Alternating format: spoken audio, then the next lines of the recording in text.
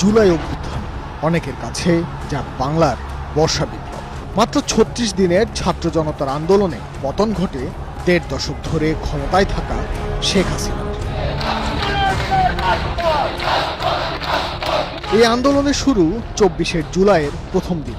সরকারি চাকুরিতে কোটা ব্যবস্থা বাতিলের নিরীহ এই আন্দোলন খুবই অল্প সময়ের মধ্যেই হয়ে ওঠে সহিংস। ২০১৮-তে বাতিল হওয়া কোটা ব্যবস্থা উচ্চ আদালতের রায়ে বহাল হলে ২৪ সালের ৬ জুলাই থেকে বাংলা ব্লকেট ঘোষণা দেয় বৈষম্য বিরোধী ছাত্র আন্দোলন। এক বাংলা ব্লকেটেই স্থবির হয়ে যায় পুরো রাজধানী, অচল হয় সড়ক মহাসড়ক। সবকয়টি সরকারি বিশ্ববিদ্যালয় শিক্ষার্থীদের আন্দোলনে উত্তাল হয়ে ওঠে। তাদের সাথে যোগ দেয় বেসরকারি বিশ্ববিদ্যালয়।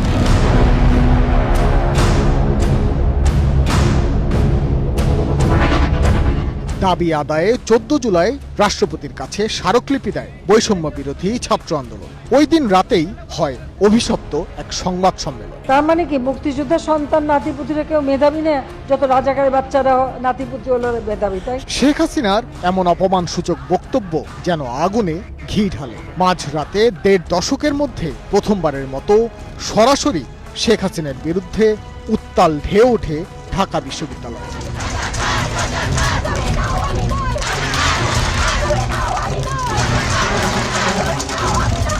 শিক্ষার্থীদের এমন প্রতিবাদ যেন কোনোভাবেই মেনে নিতে পারেনি প্রতাপশালী সরকার দলীয় ছাত্র সংগঠন ছাত্রলীগ। ১৫ জুলাই সকালে বিশ্ববিদ্যালয়গুলোতে শিক্ষার্থীদের উপর হামলা চালায় ছাত্রলীগ।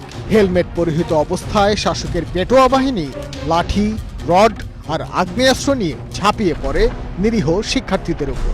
মুহূর্তেই প্রতিটি বিশ্ববিদ্যালয় হয়ে উঠল রণক্ষেত্র।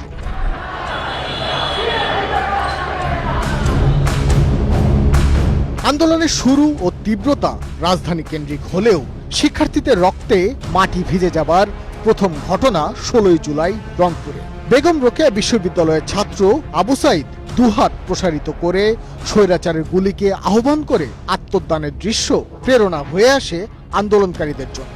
আবু সাইদ হয়ে উঠলেন আন্দোলনের এক প্রতীক।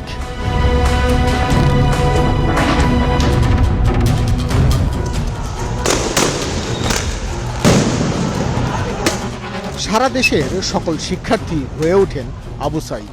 একই দিন চট্টগ্রামে প্রাণ হারান ছাত্রদল কর্মী ওয়াসিম। ১৬ জুলাই পুরো দেশে প্রাণ হারান মোট ৬ জন। ঢাকা বিশ্ববিদ্যালয়ের হলগুলো থেকে পালিয়ে যেতে বাধ্য হয় ছাত্রলীগ। ১৭ জুলাই দুপুরে ঢাকা বিশ্ববিদ্যালয় ক্যাম্পাসে গায়েবানা জানাজা ও কফিন মিছিলে বাধা দেয় পুলিশ। বাধে সংঘর্ষ। বিশ্ববিদ্যালয় বন্ধ ঘোষণা করে হল খালি করার নির্দেশ দেওয়া হয়।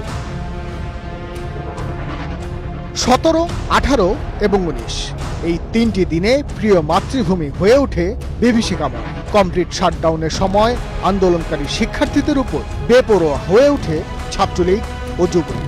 সাথে পুলিশ, র্যাব ও বিজেপি নির্বিচারে গুলি চালায়। মৃত্যুকূপে পরিণত হয় পুরো দেশ। এমন মৃত্যুর মিছিলে শুধু শিক্ষার্থী নয়, যোগ হয় সাধারণ মানুষও। এমনকি ঘরে বসে থাকা শিশু ও নারীরাও বাদ পড়েনি ঘাতকদের বুলেট থেকে। বিশ্বের অন্যান্য স্বৈরাচার বিরোধী আন্দোলনের জাদু বাস্তবতা যেন নেমে আসে বাংলাদেশে। প্রতিদিনই বাড়তে থাকে মৃত্যুর সংখ্যা। ১৯, ২৯ কিংবা ৬৬, এ সবই যেন এক একটি প্রাণের হিসাব।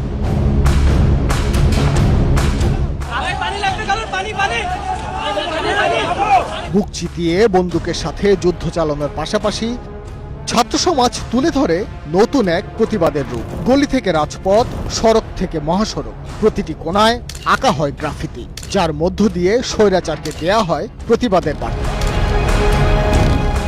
21 জুলাই কোটা ব্যবস্থা বাতিল করে রায় দেয় সর্বোচ্চ আদালত। তখন আন্দোলন আর শুধু এই ইস্যুতে না থেকে ছাত্র জনতার খুনিদের বিচারের দাবিতে রূপ নেয়। শরিকদের সাথে বৈঠকের পর 29 জুলাই জামাতে ইসলামীকে নিষিদ্ধ করে আওয়ামী লীগ। এটি যেন পুরো ঘটনাকে অন্যদিকে নেবার চেষ্টা। আর 30 জুলাই ঘোষণা করা হয় রাষ্ট্রীয় শোক। ছাত্র জনতা সেই ভণ্ড শোকের ঘোষণাকে প্রত্যাখ্যান করে নিজেদের ফেসবুক প্রোফাইল লাল রঙে রাঙিয়ে দেয়। টেকনাফ থেকে তেতুলিয়া গোটা দেশ যেন এক রক্তাক্ত ক্যানভাস। 33 জুলাই ঘোষণা আসে দ্রোহযাত্রা কর্মসূচির। ছাত্র, শিক্ষক, ব্যবসায়ী, সংস্কৃতি কর্মী থেকে শুরু করে সকল পর্যায়ের মানুষ যেন নেমে আসে রাজপথে। 34 জুলাই ছিল অসহযোগ আন্দোলনের প্রথম দিন। বাংলার আকাশে আবারও শুরু হয় রক্তক্ষয়ী সংঘর্ষ। এ যেন স্বৈরাচারের শেষ মরণ কামনা। একদিনেই শতাধিক মানুষকে গুলি করে হত্যা করা হয়। কিন্তু জনতার চোখ থেকে ভয়ের শেষ বিন্দুটিও তখন উড়ে যায়। বুলেটের সামনে মানুষ বুক পেতে দিচ্ছিল আর গাইছিল মুক্তির গান। কোটি মানুষের আবেগকে শ্রদ্ধা জানিয়ে 34 জুলাই শহীদ মিনারে শুরু হয় জমায়েত। লক্ষ লক্ষ মানুষের জমায়েত জানান দেয় ফ্যাসিস্টের শাসন বাংলাদেশের মানুষ আর চাচ্ছে না।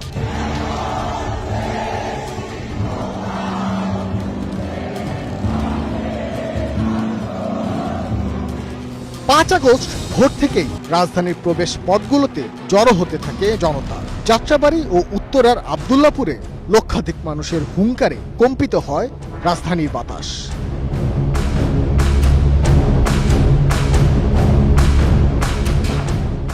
সকাল 11টার পর রাজধানীর প্রবেশ পথগুলো থেকে গণভবনের দিকে এগোতে থাকে লাখ লাখ মানুষ। এক পর্যায়ে পুরো বাংলাদেশই যেন যোগ দেয় এই মিছিলে। কোটি মানুষের এই হুঙ্কার মুহূর্তেই পৌঁছে যায় গণভবনে। প্রাণ বাঁচাতে ক্ষমতা ছেড়ে পালিয়ে যান স্বৈরাচারী শেখ হাসিনা। হাজারো মানুষের প্রাণের বিনিময়ে নতুন ইতিহাস রচিত হয় বাংলাদেশে। এটি সাধারণ ক্যালেন্ডারের কোনো দিন ছিল না। এই দিনটি ছিল দীর্ঘ অন্যায়ের অবসান ঘটিয়ে ছাত্র জনতার রক্তে কিনা চিরভাস্বর 36 জুলাই। ভাস্কর ভাদুরী, 71, ঢাকা।